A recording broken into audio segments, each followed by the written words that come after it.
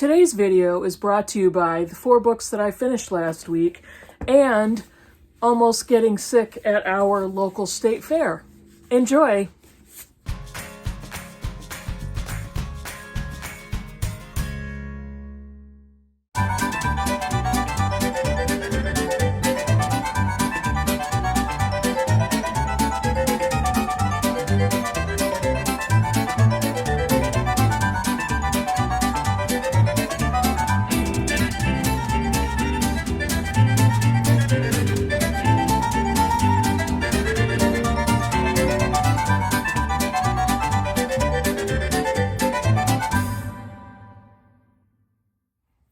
Hey BookTube, it's Kim at Middle of the Book March. This is my Bookish week for Saturday, September 24th. It doesn't matter. It's like I always have to think about what month am I in? What's the day? What's the number? What's the date? I don't know. I don't know why that happens every single week, but whatever. So yeah, I've got my Bookish week interspersed with some video clips, so I hope you enjoy those. Last weekend we went to the Granite State Fair in our town, and my brilliant idea was if we're going to go on rides, we need to do that before we eat. So that's what we did, and it was just my daughter and I, because quite honestly, my husband is too big to fit on rides. He's so tall that it would not be safe. So I sacrificed myself to the cause of having my daughter have somebody to go on rides with. And what happened? Yeah, you'll see in the video clips to come. So anyway, why not tell you about the books I finished? So I'm going to start with the most disappointing. This is really too bad.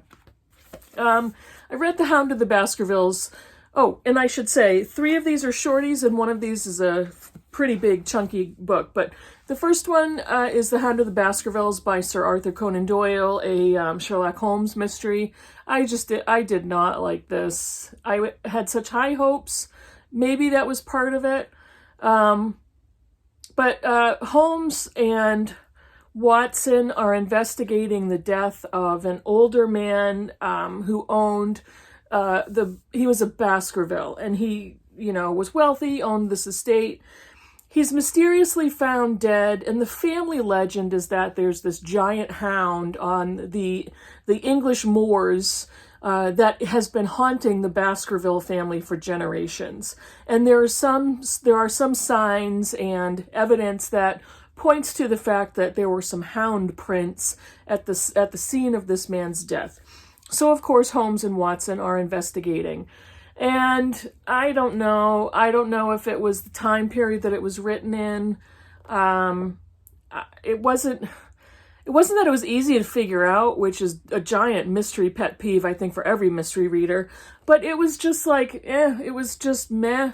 The writing was, I don't know. I mean, I didn't like the writing. It was dated, but I just didn't like it. I thought it was trying to sound very classic, but it didn't need to be. It was almost a distraction, if that makes any sense. I just didn't enjoy this, but I did finish it. I'm glad I kind of knocked it off of my shelf, so it is now a read book. The next one I really enjoyed, and it's The Spare Room by Helen Garner, and Helen Garner is an Australian author. This is the story of 2 friends. Let me see. Helen and who else? Nicola. Helen and Nicola have been friends for around 15 years. They're middle-aged women. I think actually Helen is in her early 60s. And Nicola is terminally ill. And she decides, kind of out of the blue, that she's going to depend on her friends to help take care of her in her last days. But she's not thinking of it as her last days. She is reaching and searching for any alternate treatment or alternative treatment to basically having cancer, terminal cancer. And Helen has offered her spare room as a place to come and maybe relax and have some peace and quiet and tranquility. But what ends up happening is Helen becomes Nicola's caregiver. And Nicola has stayed at her niece's home, but the niece can't really handle her medical care and her her daily needs because her niece has a job. And Helen has a very full life, even though neither of them have families to take care of. And Nicola never married and never had children. So she's relying on the goodness and the empathy of her extended family and her friends. And so it's basically a kind of a commentary on what happens when Nicola is searching for these alternative treatments, and she's in a very deep state of denial as to her own illness and what's going to happen. And she is just spending so much money paying for these treatments that are unproven, given by people who say they're doctors, but who knows if they are or not. And she's kind of believing everything that they say, hook, line, and sinker. And Helen is descending more and more into a complete rage because she can't talk to her friend and convince her that this is just not the best thing for her financially or medically. And she's so angry because Nicola just wants to make everything go away. She wants to make everything look fine and look normal when she has this team of people who are trying to take care of her physically and medically, and she is kind of denying that she needs any of that help. It's a very twisted backstory, but the writing is absolutely beautiful, I thought. And the relationship between these two women, I can totally relate to Helen, who has been burdened unwillingly with the care of her friend, and she finally gets to a point where she gives up. She can't take it anymore. And so Nicola ends up going back to her niece's home, but there are a group of friends who come up to the plate, and they serve and they help take care of her, and it's a really interesting dynamic. My only quibble was the end was a little abrupt, but it was okay. And I really did think that Garner is a wonderful writer. The language is beautiful, the sentences, the description of the relationship of these two women. So I really like that book.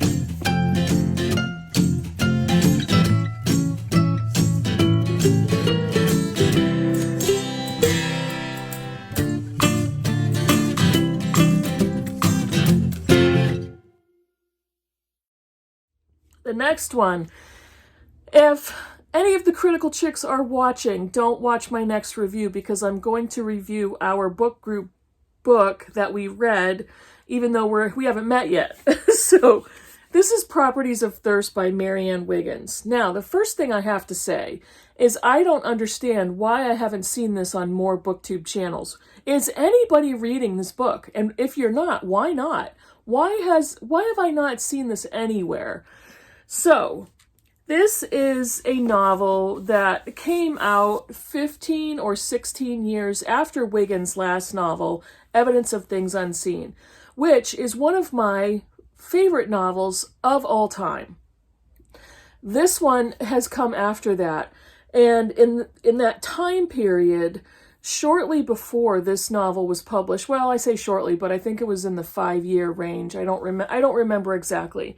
But Wiggins suffered a catastrophic stroke, and it took work between her daughter and an editor to finish this book, which was chapters away from completion. But this is the story of the Rhodes family. Rocky, I know Rocky Rhodes, it's a little kind of lame, but whatever. Rockwell Rhodes, his son Stryker, and his daughter Sunny, and his sister Caswell Rhodes. So it's the story of the Rhodes family, and it takes place immediately before the attack on Pearl Harbor in the 40s. And ultimately, it's a story about the Japanese internment camps that the American government set up immediately after the attack on Pearl Harbor. So it's set in California, right on the border of Los Angeles, and the background of the story is the LA Water Company has basically stolen the water rights to the mountainous land that the Rhodes family lives on, and they basically took advantage of the fact that that the Rhodes father, whose name is Punch, set up his family for a great deal of wealth, but nobody in the family at the time thought about, do I have to put a claim on the water rights of this land? And snow melts on tops of mountains, and the water seepage is what provides the water for the surrounding communities. So it's a battle between the Rhodes family and the LA Water Company. It is a love story. It is a glimpse of what the Japanese American people had to deal with, who were basically forcefully taken from their lives and their homes and locked up in these internment jails and considered traitors to the American government. But Marianne Wiggins, the way she writes, I was reading the book in awe, because the one word I have to describe her writing is sumptuous. And she has a very interesting format. It's not a straight, linear, everything starts with a capital letter and ends with a period. It's not like that. It's very unique and creative, but her description is just beautiful. The word choices, her sentence structures, the interactions between the characters in this family, and how she links everything together. She does very, very deep character analysis and character background. So if you are a character-driven reader and really appreciate beautiful writing, I would highly recommend this book. I absolutely loved it. Wiggins has quite a good-sized back catalog, which I want to go back and read. So I am going to very joyfully put this right next to Evidence of Things Unseen on my bookshelf. Okay, the last and the fourth book I finished last week is a book of poetry. I am not a very enthusiastic reader of poetry. I don't really get a lot of it. I don't care to. I don't. I like very realistic poetry. I don't like anything too obtuse or not speculative, but experimental structure or description.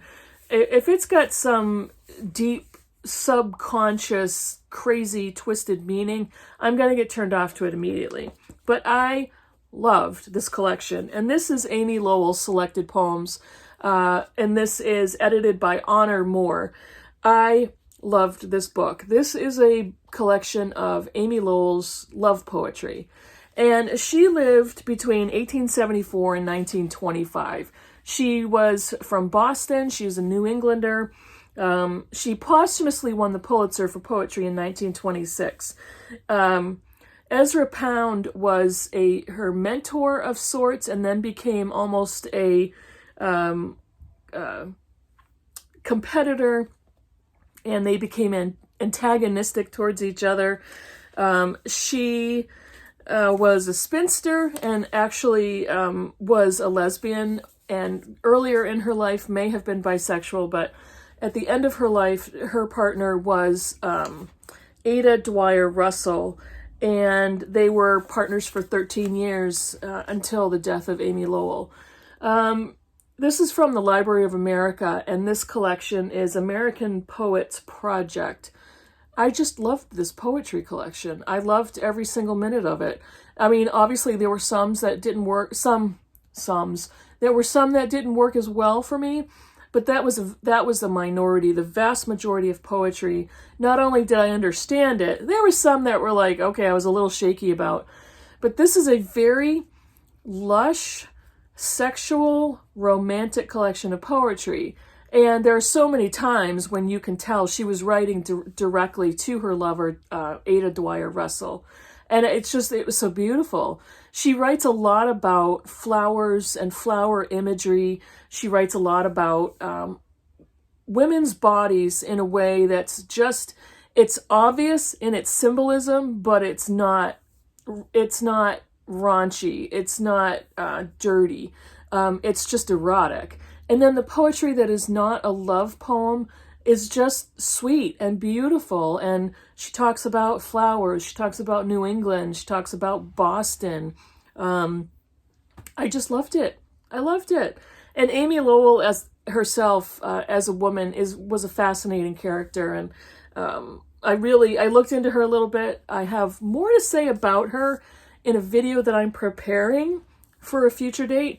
And so I'll talk more about her at that time, but I really loved this collection, and I was so glad that I was able to fit that in for Shorty September. And that was my week last week. What's today? Today's the 24th. I will have a summary video of my Shorty September experiences because I do have something quite profound to say. No, not profound, but I do have something specific I want to talk about that I discovered during Shorty September, and I hope that you'll enjoy it when I put that together as well. That's it for me. Let me know in the comments below what you think of any of the books I talked about. I am currently reading some stuff. What am I currently reading? I'm currently reading Sleepless Nights by Elizabeth Hardwick. And what's the other thing? I'm reading Don't Call Me Crazy, an essay collection, and The Road to Altamont by Gabrielle Roy, and I don't have the translator's name in front of me. It was translated from the French, and I'll put her name in a text. So that's everything that's going on for me. Tell me, please, if anybody has read Properties of Thirst, if you're planning on it, if you're going to. It's a brand new release. I'm just not sure why I haven't seen it all over BookTube, but whatever. Maybe it's just my taste. I don't know. So thanks for watching, and I'll see you in the next video. Bye, everybody.